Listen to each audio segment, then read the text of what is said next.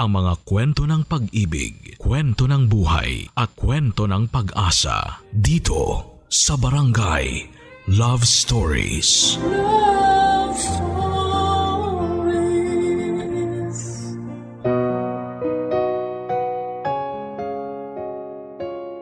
Minsan nakakatanggap tayo ng pagmamahal mula sa mga hindi inaasahang tao.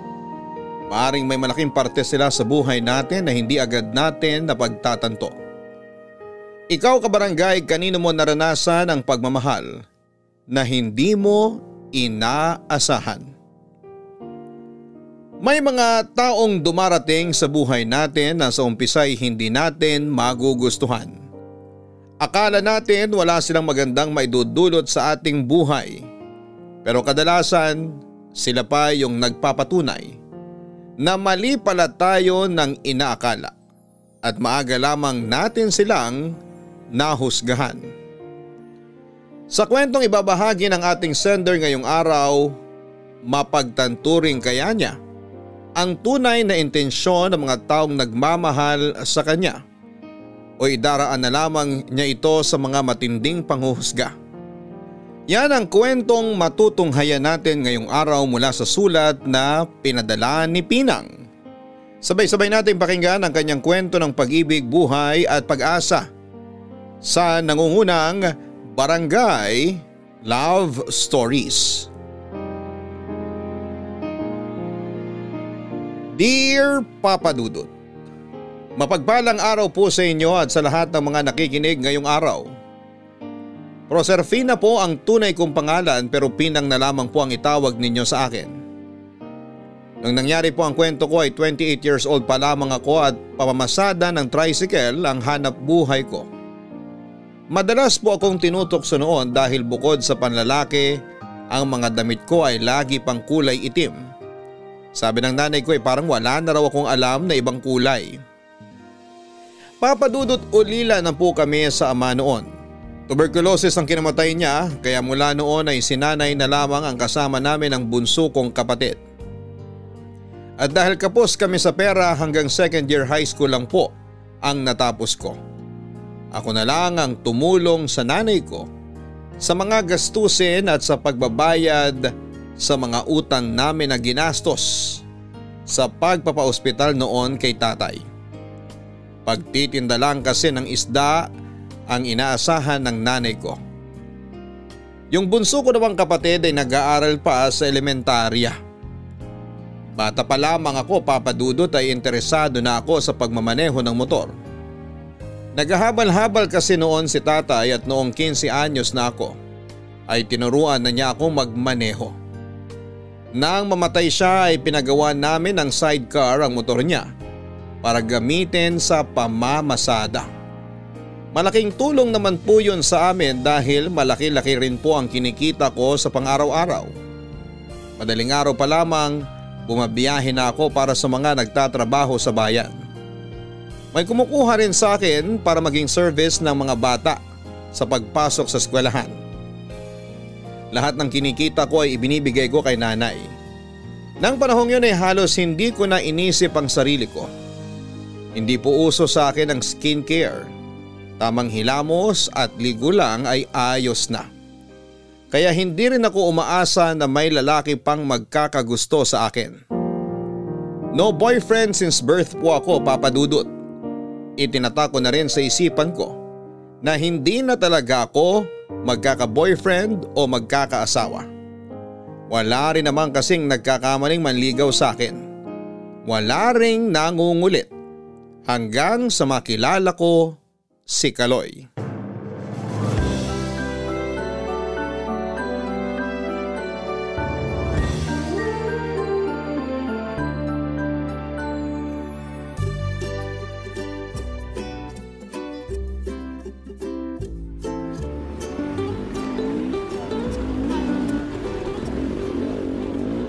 Miss, pasakay!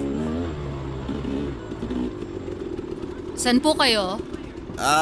Papara na lang ako mamaya kapag nandun na tayo sa bababaan ko. Ako, narinig ko na yan. May mga ganyan na ako naging pasahero nun pero wala namang palang pamasahe. Grabe naman to. Napaka-judgmental. Mukha ba ako mambubudol? Hindi ko nasasagutin yung tanong mo. Masasaktan ka lang. Eh di parang sinabi mo na rin mukha nga ako mambubudol. Pero huwag kang mag-alala, miss. May pambayad ako. Oh, eto. 100 yan. Hawakan mo na. Mamaya mo na lang ako bigyan ng sukli kapag bababa na ako.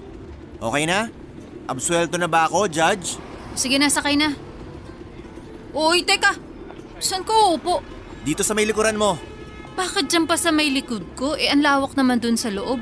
Mas masarap kasi umupo rito. Gusto ko yung parang sinasampal ako ng hangin. Kung ako kayang sumampal sa'yo, masasarapan ka pa? Depende. Kung may libreng halik pagkatapos ng sampal, ay, kahit 100 beses pa. Isaltik ka ba? Di ba pwedeng humahanga lang sa'yo? Kaya nga sa dami ng dumaang tricycle dito, ikaw lang yung pinara ko. Ikaw lang yung nakakuha ng atensyon ko, kaya isipin mo na lang, lucky charm mo ko ngayong araw na to. Lakas ng amats mo ah. Anong tinira mo kagabi? Hanggang kape lang ako. Hindi amats tong meron ako, kundi ka ba? Lalo na ngayong kaharap na kita. Dami mong sinasabi. Sumakay ka na nga lang para makababa ka na rin agad. Bad trip kay aga-aga. Ito na, sasakay na. Dahan-dahan lang ha. First time ko. Baliw. Sa'yo. Pwede bang tumahimik ka na lang? Pag napikon ako sa'yo, babangga ko to sa puno para maalog yung utak mo. Uy, wag naman. Konti na nga lang yung talinong meron ako, mawawala pa. Tsaka delikado. Baka mabawasan kagwapuhan ko. Ikaw? Gwapo? Pambihira. Kung ganyan lang din naman yung gwapo, edi wala nang pangit dito sa mundo. Hayaan mo na yung itsura ko. Ang mahalaga, mukha pa rin akong tao. Ano nga palang pangalan mo? Wala akong pangalan. Pwede ba naman yun? Oo, pwede. Kaya huwag ka nang makulit dyan. Pero may nakapagsabi sa akin, Pinang daw pangalan mo. Tama ba? Ano? Sino naman ang nagsabi sa'yo niyan? Katrabaho ko lang. Tsaka matagal na kitang nakikita dito. Hindi lang talaga ako makatsyempo na magpakilala sa'yo. Matagal na rin kitang nakikita dito. Sawang-sawa na nga ako sa pagmumukha mo eh. Kung ganon, di kilala mo na ako? Kilala lang kita sa mukha kasi lagi kitang nakikita dun sa farm. Kaya alam kong kargador ka ron. Pero wala akong pakaalam kung anong pangalan mo. Napakasungit mo naman. Buti alam mo. Kaya kung gusto mo matahimik yung buhay mo, wag ako yung kulitin mo. Gusto lang naman kitang makilala. Tsaka interesado akong malaman kung bakit lagi kang nakaitim. Broken hearted ka ba? Hindi. Talaga? Hindi pa ako nagkaka-boyfriend. Ano ba? Ako pala yung una kung sakali. Ano? Kapal naman ang mukha mo. Hindi ako magpapaligaw sa'yo, no? Tsaka lumayo-layo ka nga ng konti. Masyado ka nang nakadikit sa akin eh. Kaya nga ako pumwesto rito para makausap kita ng malapitan. Tagal na kaya kitang hinahangaan.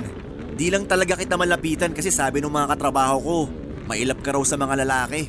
Alam mo naman pala eh, bakit ka nangungulit? Kasi gusto kong subukan. Huwag mo nang subukan. Di mo kaya. Papadudot kahit medyo foul na yung mga binitawan kong salita nung nagpatuloy pa ang pag-uusap namin ni Kaloy, ay parang hindi man lang siya nasaktan o naapektuhan nito. Hindi ko pa siya lubusang kilala pero tuwing naghahatid ako ng pasahero sa farm, madalas ko siyang nakikita roon kaya nasabi ko na isa siya sa mga trabahador doon. Yun ang unang beses na nagkausap kami pero parang kumukulo ang dugo ko sa presensya niya. Lalo na noong araw na yon. Marami siyang tinatanong tungkol sa akin hanggang sa humaba na yung usapan namin. Nakabot na kami noon sa dulo ng sityo pero hindi pa rin siya bumababa. At nung sabihin niya na paraan niya lamang yon para magkausap kaming dalawa, ay sapilitan ko na siyang ibinaba. Hindi ko na inisip kung may masasakyan siya sa pinagbabaan ko sa kanya, papadudot. Puro pala yan kasi sa parteng yon ng sityo. Ang kaso'y nakonsensya rin naman ako kaagad kaya binalikan ko siya. Lalo tuloy siyang nag-isip ng kung ano-ano. Matapos ang araw na yon ay nakampante na ako na hindi na kami magkikita ulit. Tuwing naghahatid kasi ako ng pasahero sa farm ay hindi na ako nagtatagal pa roon. Hindi naman sa nag-iinarte ako dahil mahirap lang din siya kagaya ko. Pero wala talaga akong planong magka-boyfriend o magkaasawa ng panahon na yon, papadudot. Tungkol naman po sa nanay ko na matagal na ring byuda, hindi na kami umasang mag-aasawa pa ulit siya. Pero isang araw, papadudot, May dinalang lalaki sa bahay si nanay at hindi ko yon nagustuhan. Nay, nandito na po ako. Oh, may bisita pala tayo. Sino siya, Nay? Anak, si Esto nga pala. Kamag-anak po ba natin? Hindi anak.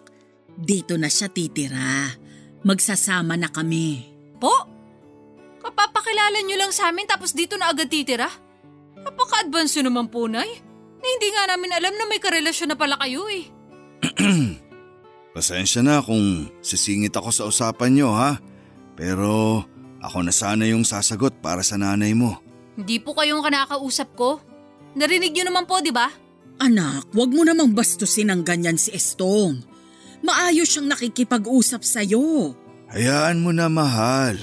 Nabigla lang siguro yung anak mo. Huwag kang mag-alala. Naiintindihan ko naman. Pero mahal, magsasama na tayo. Kaya hindi pwedeng ganyan yung pakikitungo niya sa'yo. Wala nga po kayo nabanggit sa akin, di ba? Ano to, gulatan na lang? Naman, lagi tayo magkasama dito sa bahay tapos wala man lang kayo nabanggit tungkol dyan. Pasensya ka na anak. Hindi ko rin kasi alam kung paano ko sasabihin sa inyong magkapatid. Iha, pasensya ka na talaga. Wala naman akong masamang intensyon sa nanay mo. Nandito ako para sana makatulong din sa inyo. Pero kung hindi ka komportable na nandito ako, naiintindihan ko naman. Pwede naman akong bumalik muna sa bahay na tinutuluyan ko. Wag na ho. Wala rin naman ako magagawa kung matagal na kayong magkarelasyon. Dito na lang muna kayo. Mag-uusap lang kami ni nanay sa labas.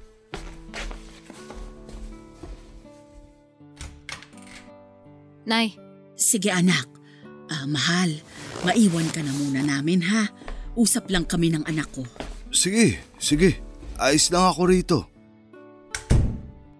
Anak, bakit naman ganun ang pakikitungo mo kay Estong? Nahiya tuloy sa'yo. Dapat lang po, Nay. Sa ilang buwan na magkarelasyon kayo, hindi man lang siya nagkusa na magpakilala sa amin ni Bunso. Ang totoo niyan, matagal niya nang gusto na makilala kayo. Ako lang yung may ayaw. Iniisip ko kasi, baka hindi pa kayo handang magkapatid. At ngayon po, sa tingin niyo handa na kami. Ginulat niyo nga kami. Kung alam ko lang sana may karelasyon na kayo, edi sana hindi ako magre-react ng ganun. Baka nga sumang-ayon pa ako agad sa pagtira niya sa bahay. Hindi mo ba siya gusto para sa akin, anak? Hindi naman po sa ganun. Nagulat lang ako.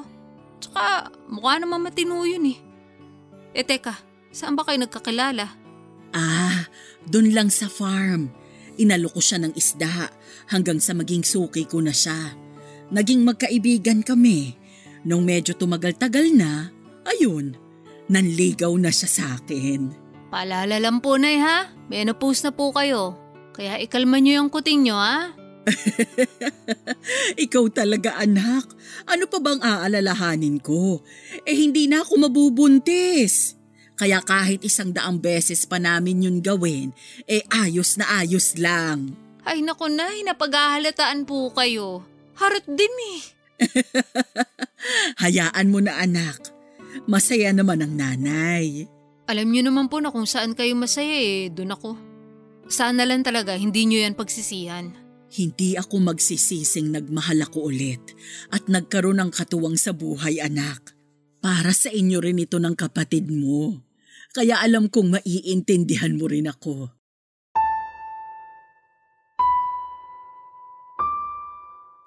Papadudot pumayag ako noon na sa bahay na tumira ang bagong kinakasama ni nanay. Pinagbigyan ko si nanay sa kahilingan niyang yon dahil batid ko rin naman na nahihirapan na siya sa pagtatrabaho.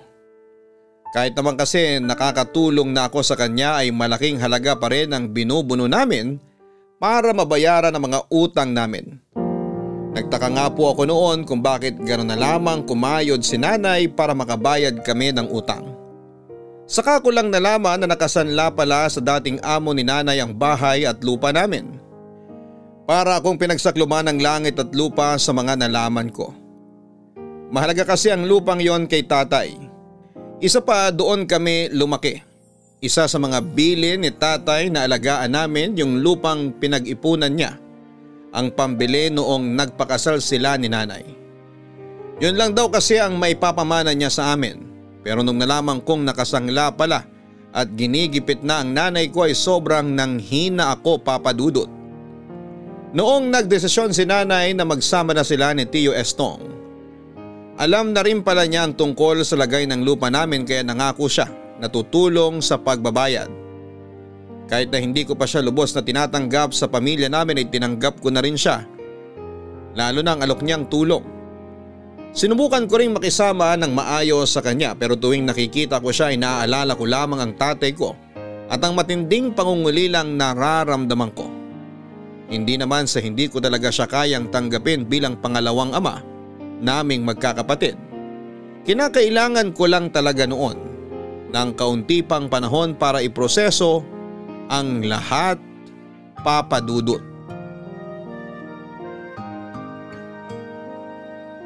Papa Dudut, sa kabila ng pag-aalinlangan ko na tanggapin si Tio Estong bilang pangalawang tatay namin, ay hindi naman siya pumalya sa pagiging mabuting katuwang sa nanay ko.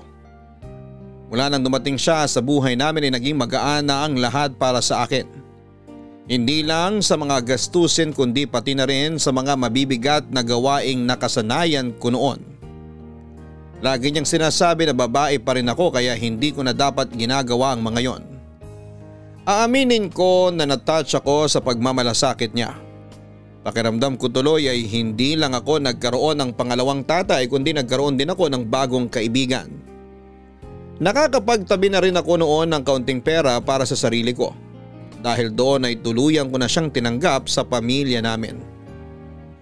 Hindi nagtagal ay nagpakasal na rin si Nanay at Tio Estong sa huwes. Suportado naman naming magkapatid yon. Masaya kami para kay nanay dahil matagal din siyang naging single. Simple lang ang kasal nila, tinutokso ko pa nga noon si nanay dahil parang dalaga pa siya sa suot niyang bestida at kilig na kilig pa kay Tio Estong. Yun pa lang ang unang pagkakataon na nakita ko siyang ganon kasaya mula nang mawala si tatay. Dahil pareho na silang walang mga magulang, bukod sa amin ay yung kapatid lang ni Tio Estong ang dumalo sa kasal. Pagdating naman sa simpleng selebrasyon namin, halos mga kakilala lamang ang inaasahan naming dadalo. Pero sa hindi inaasahang pagkakataon ay may isa pang bisitang dumating na hindi ko akalaing pupunta roon, Papa Dudut. Hi, Pinang. Huwag mo kong kausapin. Sungit naman. Bisita rin kaya ako rito. Sa pagkakaalala ko, hindi ka naman namin inimbita. Ikaw hindi, pero yung stepfather mo, oo. Ano? Si Chong inimbita ka? Huwag mo sabihin ka mag-anak ka nun. Hindi, magkatrabaho lang kami. Madalas ko kasi siyang kakwentuhan, kaya ayun, medyo dikit na kami. Baka naman ikaw lang nag-iisip na dikit kayo. Assuming ka pa naman. Parang gaya lang yan nung akala mo gwapo ka kahit hindi naman talaga. Wow! Eh di kinukonsidera mo rin na gwapo talaga ako. Kung nagwagwapuhan ka sa sarili mo, pues ako hindi. Doon ka na nga. Kung gusto mo makikain, kumain ka na lang. Huwag kang dikit ng dikit sa akin. Kapag sinungitan mo pa ako ulit, isusumbong kita kay Mang Estong. Samahan pa kita. Kapag sinamahan mo ako, ipapakilala kita bilang girlfriend ko. Ewan ko sa'yo, dyan ka na nga. Uy, huwag mo naman ako iwan dito. Ay, sige na. Di na kita iinisin. Sa isang kondisyon. May kondisyon pa? Kapal ha? Kapag nasagot mo yung tanong ko, magpapakabait ako ngayong araw. O sige, tignan natin. Ito yung tanong ko. Bakit lagi ka nakaitim na damit? Akala ko nga magsusuot ka ng kahit puti o pink man lang ngayong kasal ng nanay mo. Pues, para sa kaalaman mo, hindi pa ako nakapagsuot ng damit na pink sa tanang buhay ko. At saka mas gusto ko yung itim kasi gusto ko lang. Walang malalim na dahilan. Okay. At least alam ko na kung anong kulay yung ibibigay kong regalo sa'yo. Regalo para saan? Matagal pa birthday ko mga 3 buwan pa. Hindi lang naman sa birthday pwede magregalo Teka nga, bakit mo naman ako reregaluhan ha? Close ba tayo? Hindi pa, pero pagtatrabahuhan ko maging ka-close ka. Ganun? Sige, samahan mo ko maghugas ng mga plato mamaya kapag nakauwi na lahat ng mga bisita. Talaga? Sige ba? Marunong ka? Oo naman. Baka hindi mo alam marami akong kayang gawin. Marunong ako sa lahat ng gawaing bahay at batak din sa trabaho. Kaya kung kailangan mo na ng mapapangasawa, sabihan mo lang ako. Iba rin yung saltik mo, no? Ikaw na mismo nagbebenta sa sarili mo. Ngayon lang kasi ako nagkagusto sa isang babae ng ganito katindi. Yung tipong nagsimula talaga sa paghanga. Tinatanaw-tanaw nga lang kita nung nakaraan eh. Tapos ngayon, nakakausap na kita. Ang saya, di ba? Masaya na yon para sa'yo? Oo. Bakit ikaw? Ano bang magpapasaya sa'yo? Kapag nabayaran ko na lahat ang mga utang namin at natubos na tong bahay at lupa namin sa pagkakasangla. Ginigipit na kasi si nanay nung pinagsanlaan niya. Ganun ba? Kung gusto mo, ako natutubos. Ano ka nangangarap ng gising? Sa kinikita natin, hindi natin kaya yun. Paano kung may tumulong sa inyo na tubusin yung bahay at lupa nyo? Okay lang ba sa'yo? Okay lang naman. Basta hindi ako yung kapalit. Sigurado rin naman ako na hindi papayag nanay mo na gawin kang pambayad. Walang katumbas na halagang nag-iisang pinang dito sa lugar natin. Nang uto ka pa ha? Alam mo, kung dumidiskarte ka lang para makapagbalot ka ng handa mamaya, hindi yan uubra sa akin. Manghihingi na lang ako kay Mang Estong. Siguradong hindi ako tatanggihan nun. Ang sasarap pa naman ng mga pagkain, lalo na yung biko. Talaga? Nasarapan ka dun sa biko? Oo. Sino ba nagluto nun? Magpapaluto nga ako sa birthday ko. Ako. Talaga? Wow, magaling ka rin palang magluto. Salamat, pero tsamba lang yun. Papadudot muli na namang napahaba ang usapan namin noon nang hindi namin namamalayan. Masaya naman siyang kausap at nasasabayan niya yung kanal humor ko. Nakakainis lang siya noong una pero noong medyo nakilala ko na siya ay agad na gumaan ang loob ko sa kanya. Para akong nakahanap ng solid na kaibigan sa katauhan ni Kaloy.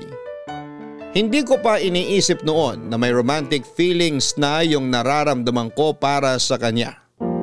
Bukod kasi sa hindi ako sanay na sinasabi ang tungkol sa tunay kong nararamdaman, ay hindi pa talaga ako handang makipagrelasyon sa kahit na sino. Pagkatapos ng kasal ni nanay at Tio Estong, paminsan-minsan ay naiisip ko na rin ang masayang usapan namin ni Kaloy. Ewan ko ba pero nahihiya talaga akong aminin na apektado na ako sa presensya niya. Baka kasi masyado ng late yung edad ko para maramdaman yung ganong bagay. Baka sabihin ng iba, nagfi-feeling teenager samantalang 30 anyos na ako ng panahong yon.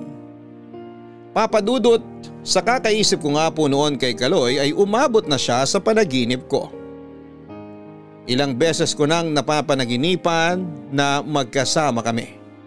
Magkahawak kamay at muntik pa niya akong mahalikan. Aaminin ko na medyo nahiya ako sa parteng isinama ko pa ito sa pagkukwento ko sa inyo. Pero sa ganong paraan po talaga ipinamukha sa akin ng tadhana na hindi na basta pagkakaibigan lang yung nararamdaman ko para kay Kaloy. At mas lalo pang lumala ang nararamdaman ko nang bigla na lamang siyang sumulpot sa bahay namin para umakyat ng ligaw.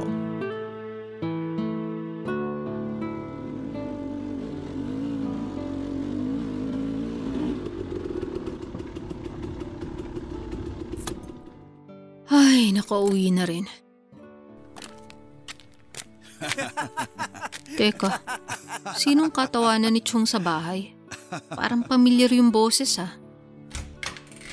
Oh, Nak, nandiyan ka na pala. Chong, may bisita pala kayo? Ah, oo. Kanina ka pa nga hinihintay eh. Aakyat yata ng ligaw. Ha? Baka makikikain lang yan, Chong. Huwag kayong nagpapaniwala sa galawan ng kulukoy na yan. Wrong timing po yata ako, Mang Estong. Mauna na po ako. Ha? Sigurado ka ba? Naku, hintayin mo na yung ipinahanda kong pagkain. Baka nagugutom ka na. Ilang oras ka na rin naghihintay kay Pinang. Pasensya na po, Mang Estong. Naabala ko pa kayo. Pinang, mauna na ako. Aalis ka na talaga? Uy, ano ka ba? Nagbibiro lang naman ako kanina. Ikaw naman kasi anak, sinimulan mo agad eh. Si Chong naman nangungonsensya pa. O siya, mag-usap na muna kayo. Titingnan ko lang yung nilulutong pagkain para sa manliligaw mo. Teka nga po, bakit parang aligaga kayo sa pag-aasikaso sa kulukoy na to? Huwag niyong sabihin pumayag na kayong manligaw to sa akin. Ano kasi? Siyempre, bisita pa rin natin siya. Nakakahiya naman kung hindi ko aasikasuhin. Pwede bang ako naman yung kausapin mo? Nagsipilyo pa naman ako bago pumunta rito tapos mapapanisan lang pala ako ng laway. Nak, sige na. Kausapin mo na yan. Sige na nga po. O ikaw, doon tayo sa labas. Papaalisin mo na ba ako? Kaya tayo lumabas? Drama mo, Kaloy. Pagkakita mo kasi sa akin kanina, parang gusto mo na akong pauwiin eh. Akala mo lang yun. Bakit ka ba nandito? Huwag mong sabihin na nakikipagkwentuhan ka lang kay Chong halos maghapon na nga kayo magkasama sa trabaho. Ikaw talaga yung dahilan kaya nandito ako. Ha? Ako? Bakit? May iba pa bang pinang na nakatira sa bahay nyo? Pero bakit nga? Gusto lang kitang makita. Alam mo naman maghapon kaming nagtatrabaho. Tapos inaabangan ko kung maghahatid ka ng pasahero dun sa farm. Kaso nangawit ng leeg ko kakatanaw sa kalsada. Wala ka pa rin. Sino ba kasi may sabi sa iyong hintayin mo ko ron? Pero seryoso, maghihintay pa rin ako. Na ano? Na maghatid ako ng pasahero doon? Hindi. Langya. Akala ko naman na-gets mo. Ano ba kasi yun? Ang sabi ko, maghihintay pa rin ako hanggang sa pumayag ka ng ligawan kita. Yun ba yun? Di mo kasi nililinaw eh. May pag-asa bang pumayag ka? Siguro. Nga pala, may tanong ako sa'yo. Ano yun? Nagka-girlfriend ka na ba dati? Oo. Talaga? Nakailang ka na? 2 pa lang. Yung una nung high school ako, tapos yung huli nung college ako. Wow! Nag-college ka? Oo. Agriculture yung kinuha kong kurso. Natapos mo ba? Oo. Kung ganun, bakit mas pinili mo pa rin magtrabaho dun sa farm? Dapat nag-apply ka na lang sa gobyerno o kaya sa mga pribadong kumpanya para mas malaki yung sweldo. Tsaka hindi ka na nabibilid sa araw. Tignan mo, pareho na tayong sunog. Ayaw mo nun? Pareho tayong parang tutong sa sinaing? Sa bagay, mas okay na to. Basta wag na lang paaabutin sa puntong kakulay na natin yung puwet ng kaldero namin.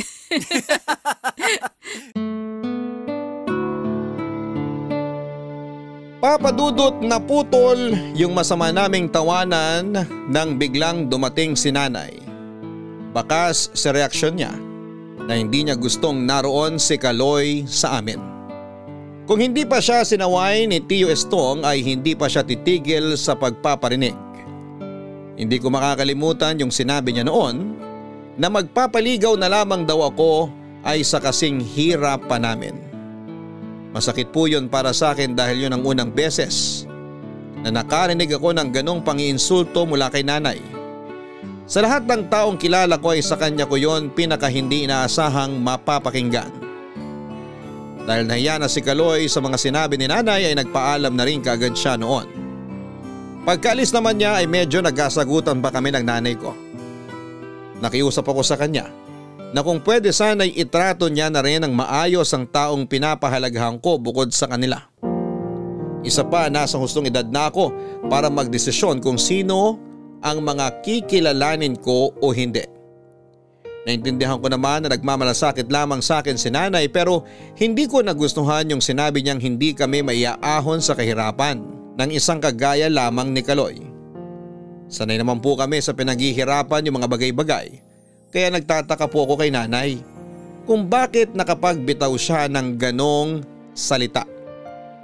Papadudot hindi lang po sa pagtrato ni nanay kay Kaloy ang napansin ko ng panahong yon. Napansin ko rin na nagiging malamig na rin ang pakikitungo niya kay Tio Estong. Tumigil na rin sa pagtitinda ng isda si nanay at sinabing may iniaalok na trabaho sa kanya ang kakilala niya. Namasukan daw siyang tindera sa isang malaking bakery.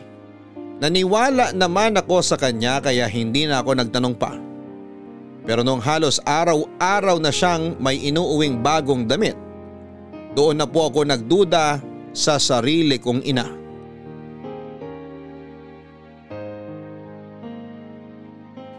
Papadudot mula nang maging malapit kami ng kapatid kong bunso kay Tio Estong, ay madalas na kaming sinusungitan ni nanay. Hindi namin maintindihan noon kung nagsiselos ba siya sa pagiging malapit namin sa taong itinuring na naming pangalawang ama o may iba pa siyang dahilan? Kung noon ay nagkikita-kita kaming lahat pagsapit ng hapon at sabay-sabay ring naghahapunan mula nang maging tendera si nanay, ay napapadalas na rin ang pag-uwi niya ng alanganing oras. Hindi ko na napigilang maawa noon kay Tio Estong. Alam ko po kung gaano niya kamahal si nanay. Tuwing late na umuwi si nanay, inaasikaso pa rin siya at ipinaghahain ng hapunan kahit pagod na sa maghapong trabaho sa bukid si Tio Estong. Dahil sa pagdududa ko sa nanay ko, ako na rin mismo ang gumawa ng paraan para malaman kung may kalokohan siyang ginagawa. Noong araw na yon ay sinadya kong hindi na mamasada bandang hapon para sunduin si nanay sa bakery na sinasabi niyang pinapasukan niya. Habang naghihintay po ako noon sa tapat ng bakery na pinagtatrabahuhan niya, ay kitang-kita ko ang paglabas niya kasama ang isang lalaking hindi nalalayo ang edad sa kanya. Nakahawak siya sa braso nito at masayang nag-uusap bago magpaalam si nanay sa pag-uwi niya noon. Kitang-kita ko ang pagkagulat sa mukha niya nang businahan ko siya ng mga sandaling yon. At pag-uwi namin ay hindi ko na napigilan ang emosyon ko, Papa Dudut.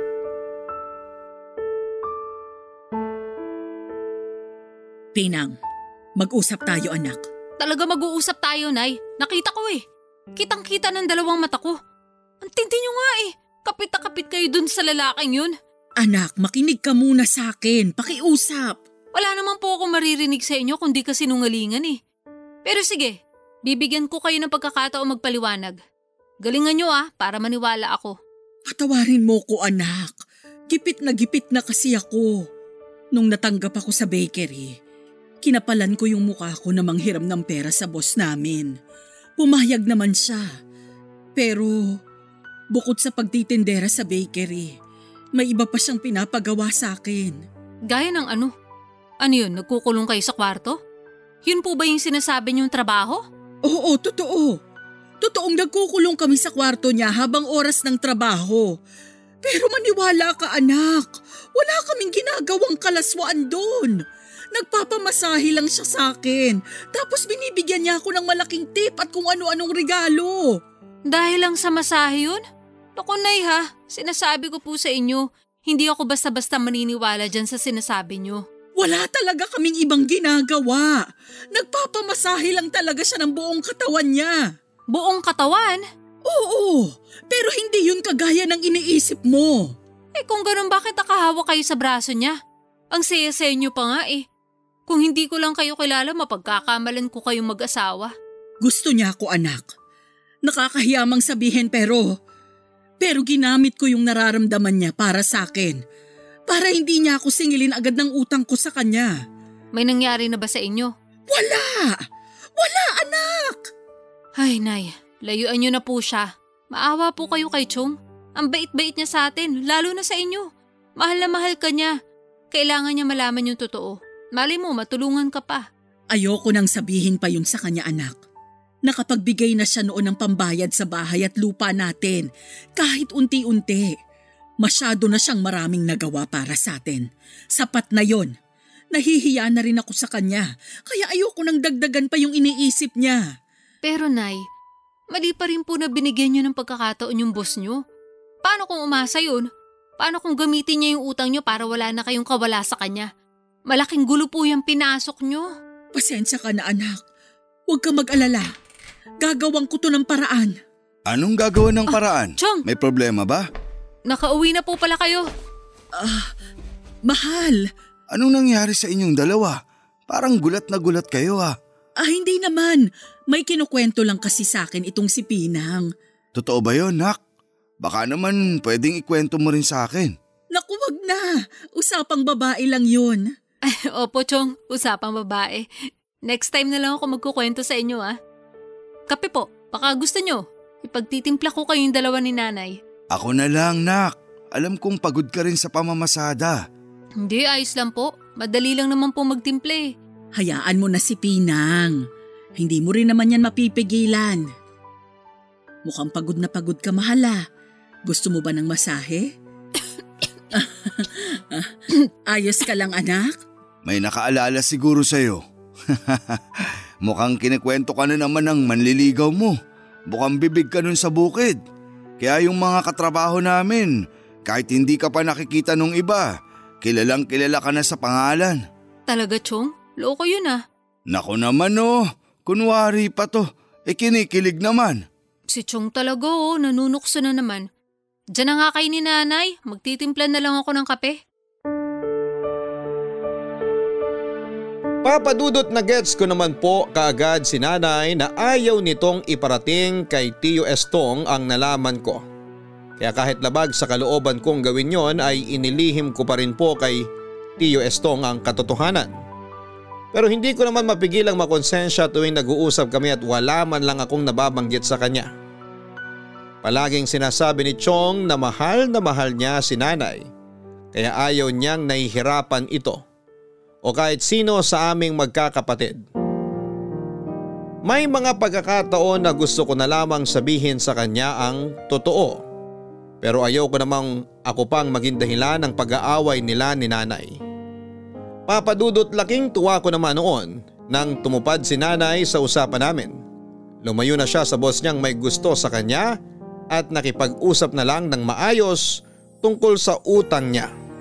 Ginawa naman namin ng paraan na mabayaran yon. Ang kagandahan lang ay hindi ito katulad ng pinagsanlaan ni nanay noon na talagang nanggigipit na. Mas madaling kausap ang amo niya at napapakiusapan pa. Tungkol naman po sa makulit kong manliligaw. Kahit pareho kaming abala sa paghahanap buhay ay gumawa talaga siya ng paraan para magkita kami ulit. Minsan napapadaan siya sa bahay kahit na hindi niya sabihin, alam kong ako ang dahilan ng pagpunta niya roon. Hindi na nagpaparinig sa kanya si nanay dahil nag-usap na kami. At ayos na raw sa kanya kung sakaling papayagan kong manligaw si Kaloy. Kaya naman nang muli kaming magkausap ay hindi na rin ako nagpatumpik-tumpik pa, Papadudot.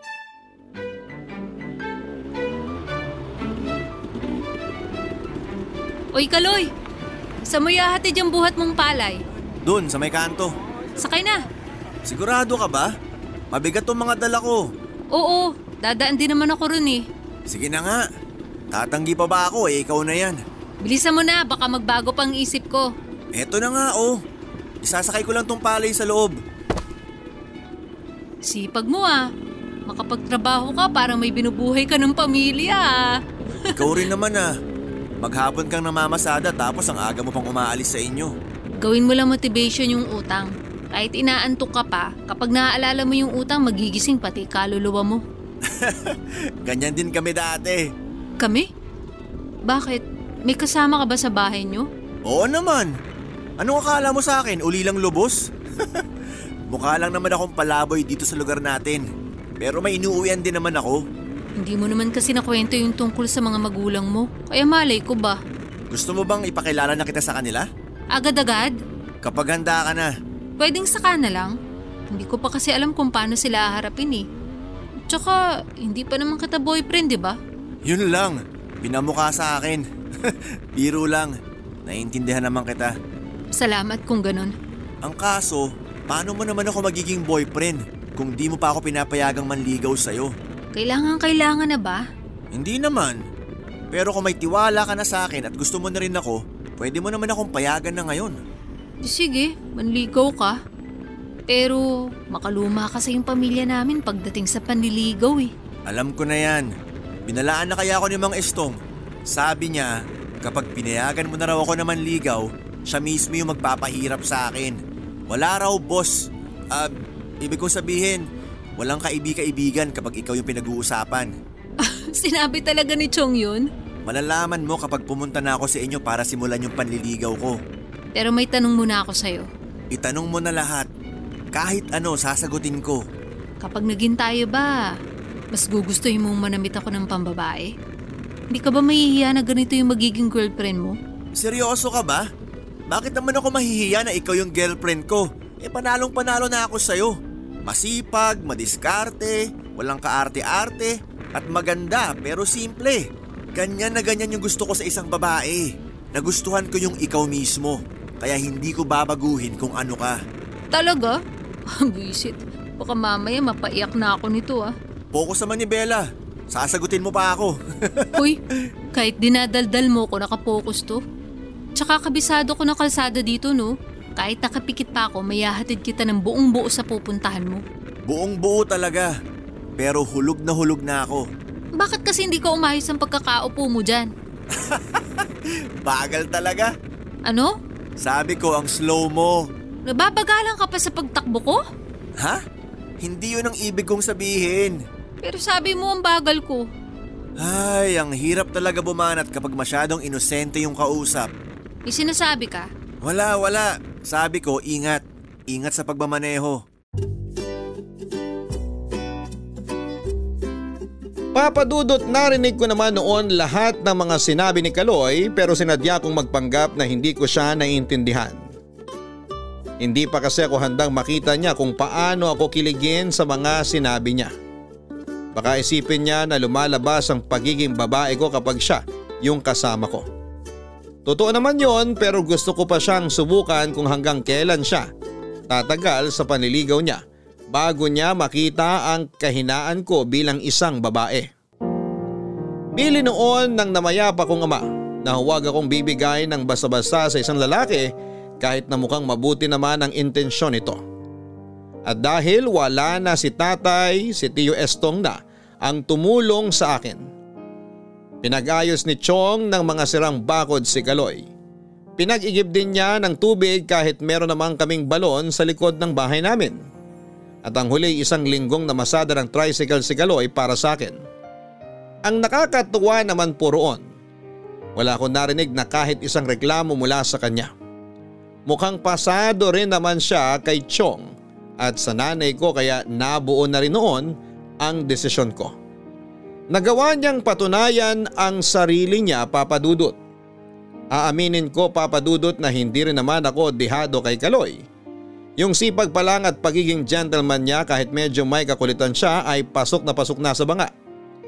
Handa na nga po sana akong sagutin siya noon nang may malaman ako tungkol sa pagkatao niya.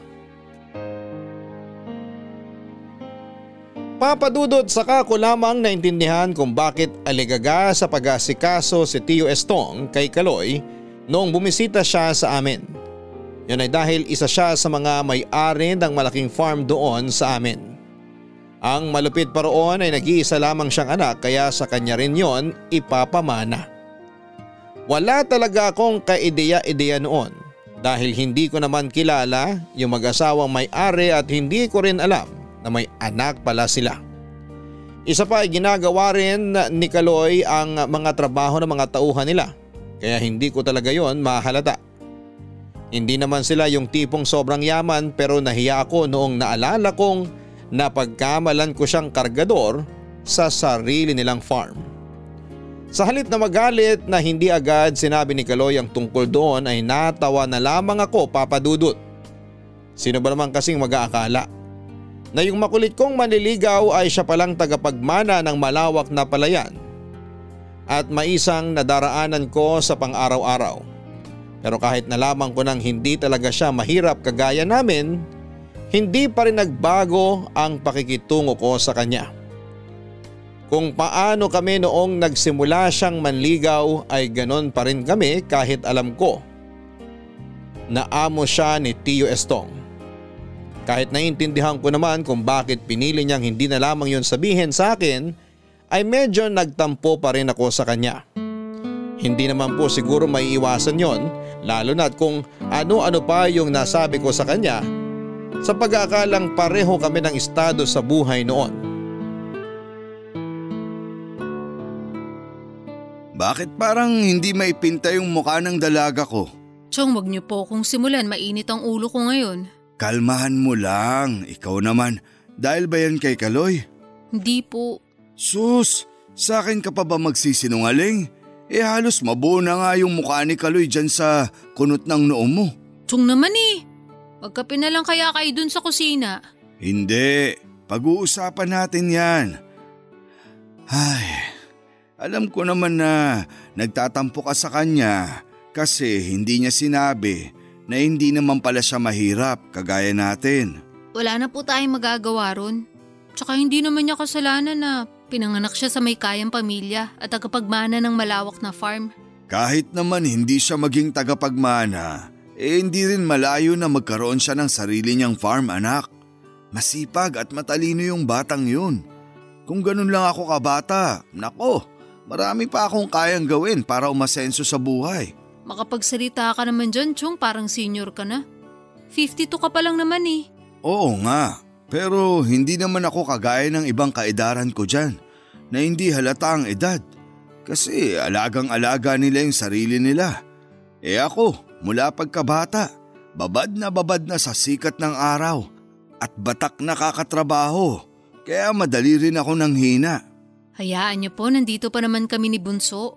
Kapag dumating yung araw na hindi niyo na kaya ni nanay na magtrabaho, kami naman yung bahala sa inyo. Swerte kaya namin na may tatay kaming ganyang kasipag. Alam kong bihira ko tong sabihin sa inyo, Chong, pero salamat po. Salamat po kasi dumating kayo sa buhay namin. Ay nako, paiiyakin pa ako ng batang to. Paano ko naman kayo hindi mamahalin? Pareho kayong mabait ng kapatid mo. Mabait po pag tulog. Nak, mukhang may bisita ka. Si Kaloy oh. Anak ng kuting naman oh. Kung kailang nag-i-emote yung tao tsaka pa darating. Chong, alis muna ako ah. Iikot lang uli ako dito sa atin. Baka makapick up pa ng pasahero. Hindi mo ba muna kakausapin yung manliligaw mo? Bahala po siya sa buhay niya. Uy, saan ka pupunta? Maghahanap buhay para yumaman. Galit ka ba? Mukha ba ako natutuwa? Usap naman tayo. Wala ako sa mood. Umuwi ka na lang. Sige na kahit sandali lang. Gusto ko lang mag-sorry kasi hindi ko kagad nasabi na ako yung amo ni Mang Estong. Oo nga pala, amo ka niya. Pinahihirapan mo ba siya? Bakit laging pagod na pagod yung Chong ko pag umuuwi? Siyempre, nagtatrabaho kami. Hindi naman kami nandun para magkwentuhan lang. Tsaka kung ano yung ginagawa niya, ginagawa ko rin naman. Pa-humble ka pa dyan. Bakit ako kotse kang nagpunta rito? Kasi bala ko nang sabihin sa'yo yung totoo. Kaso nasabihan na ako ni Mang Estong na alam mo na pala. Kaya sorry na. Hindi naman ako yung sobrang yaman na tagapagmana ng malaking kumpanya. Kagaya ng nababasa mo sa pocketbook. Kaya huwag ka na mag-isip ng kung ano-ano dyan. Kahit na, hindi pa rin tayo bagay. Itong iabab na nasa harapan mo hindi marunong mag-ayos sa sarili. Parang walang ibang alam na kulay na damit kundi itim at sunog ang balat sa sikat ng araw. Hindi ako magugustuhan ng nanay at tatay mo para sa'yo. Paano ka naman nakakasiguro dyan? Kasi may kaya kayo tapos mahirap lang ako. Galing din sa hirap sina nanay at tatay kaya hindi ka nila huhusgahan. Tsaka kung ikaw, di mo naaalala naging pasahero mo na sila, ikaw tandang-tanda pa nila. Alam mo ba na sila talaga yung unang dahilan kung bakit kita nagustuhan? May kinikwento kasi sila na babaeng tricycle driver dito sa atin na maingat magmaneho at maalaga sa mga senior. Kahinaan ko yung mga magulang ko, Pinang. Kaya kapag may gumagawa ng mga bagay na ginagawa ko sa kanila, lumalambot ka agad tong puso ko. Naaalala ko na sila. Meron nga ako na isakay na mag-asawa nito mga nakaraang buwan lang. Isang beses ko lang sila naging pasahero pero malay ko ba na sila pala yung mga magulang mo? Yan yung isa sa pinakanagustuhan ko sa'yo. Kahit hindi mo alam yung estado sa buhay ng mga taong nagiging pasahero mo, patas mo silang tinatrato.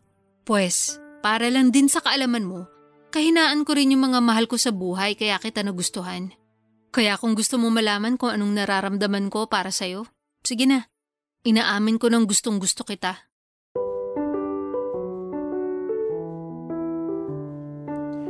Papadudot hiyang-hiya ako noon sa ginawa kong pag-amin kay Kaloy. Halos silingin ko na noon na lamunin na lamang ako ng lupa para hindi ko makita yung reaksyon niya. Pero dahil magkaharap lang kami noon ay wala na akong naitago pa kay Kaloy. Parang bulang naglaho yung tampo ko sa kanya noong nalaman kong pareho kami ng kahinaan. Natouch pa ako sa mga sinabi niya at doon ko nakita kung gaano niya kamahal ang mga magulang niya.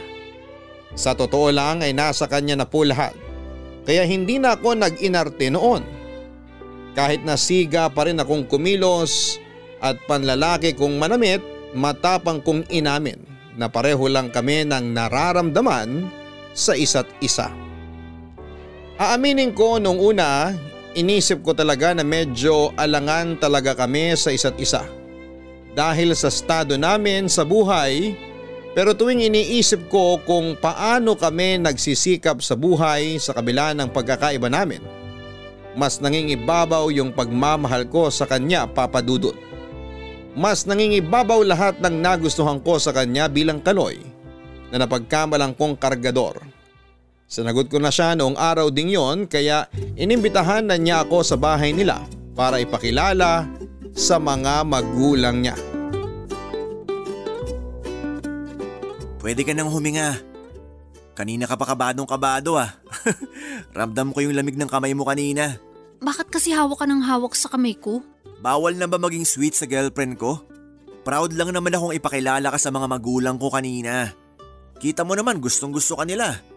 Kulang na nga lang, magpalit na sila ng anak eh. Akala ko kasi mas gusto nila yung mga babaeng mainihin tsaka yung malumanay magsalita. Hindi gaya ko na walang preno yung bibig. Buti pa nga yung tricycle meron.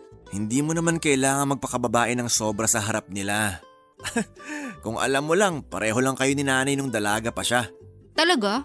Oo, nakwento yun sa akin ni tatay. Pero nung nabuntis na niya si nanay, ayun, biglang naging… Ano na nga yung sinabi mo kanina? Abab? Oo, babae yun. Binaliktad lang.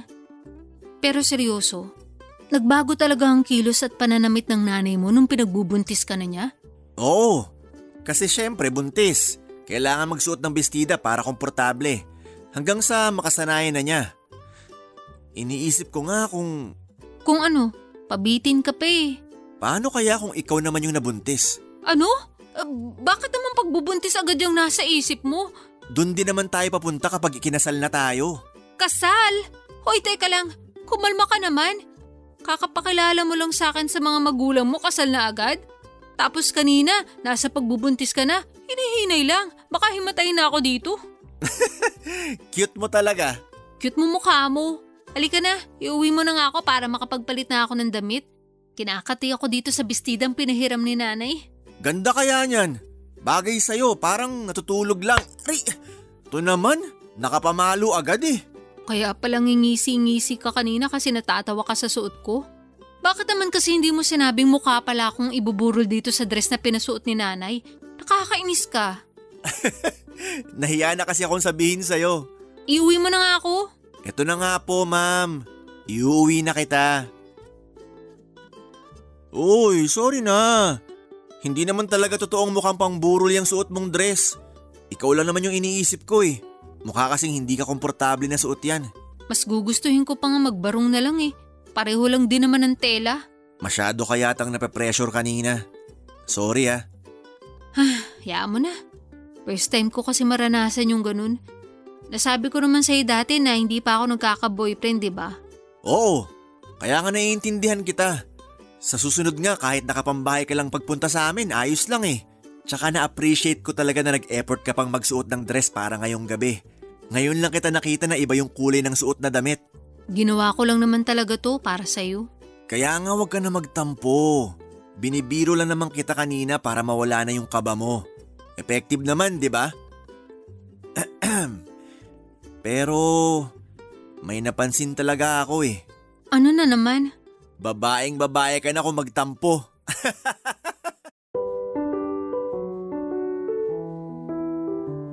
Papa Dudut, makalipas po ang ilang buwan na magkarelasyon kami ni Kaloy ay nagpakasal na kami sa simbahan. Sinagot ng mga magulang niya ang lahat ng gastos dahil matagal na raw hinihintay ng mga ito na magpakasal ang nag-iisa nilang anak. Nung una ay medyo nag-alangan pa ako na bumukod na kina nanay, pero dahil may asawa na ako, sinimulan ko na ring mag-adjust. Hindi yun naging madali para sa akin dahil nasanay na akong kasama ko sila at sabay-sabay kaming kumakain palagi. Matapos ang kasal, doon ako tumira sa bahay ni Kaloy. Mainit naman ang naging pagtanggap sa akin ng mga magulang niya kaya wala kaming naging problema. Pero kahit mag-asawa na kami, itinuloy ko pa rin ang pamamasada ng tricycle para makapag-abot kina nanay kahit papaano. Inihinto ko na lamang yon noong ipinagbubuntis ko na ang panganay namin ni Kaloy. Tungkol naman sa mga utang namin Kahit anong pagtutol namin ay tinulungan kami ng asawa ko na mabayaran ang lahat ng yon para wala na raw inaalala pa sina nanay at Tio Estong. Ang katwiran niya mag-asawa na kaming dalawa kaya magtulungan kami sa mga bagay-bagay, lalo na kung may kinalaman sa pinanggalingan naming pamilya. Papa Dudut, hanggang ngayon ay buo at matibay pa rin ang pagsasama namin ng asawa ko. May 3 anak na rin po kami ngayon kaya wala na kaming mahihiling pa. Hanggang dito na lamang po ang kwento ko, Papa Dudut. Marami pong salamat sa inyong lahat na bumubuo ng Barangay LS. Pagpalain po sana kayo palagi. Ang inyong forever kapuso at kabarangay, Pinang. Mga kabarangay, sa mundong ating ginagalawan, hindi na natin masasabi kung sino nga ba ang pwede nating pagkatiwalaan. Kaya mahalaga na sa una pa lang ay nagpapakatotoo na tayo sa mga taong madalas nating nakakausap at nakakasama. Ang pagpapakatotoo kasi at ang pagiging mabuting tao ay parang gintong butil na ipinunla na pwede nating anihin sa hinaharap. Kapag hindi tayo nagpakita ng kahit na anong pagpapanggap sa mga taong ating nakakasalamuha, hindi magiging mahirap para sa atin ang makisama sa iba. Gaya na lamang ni Pinang na nagpakatotoo, hindi lang sa lalaking mahal niya, kundi pati na rin sa mga taong mahalaga sa kanya. Kaya naman sa kabila ng kaibahan niya sa ibang kababaihan ay minahal siya ng mga taong nakapalibot sa kanya. Hanggang sa muli, ako po ang inyong si Papa Dudut sa mga kwento ng pag-ibig, buhay at pag-asa sa Barangay Love Stories #1. Mga kwento ng pag-ibig, kwento ng pag-asa at mga kwento ng buhay dito sa Barangay Love Stories. Love Stories.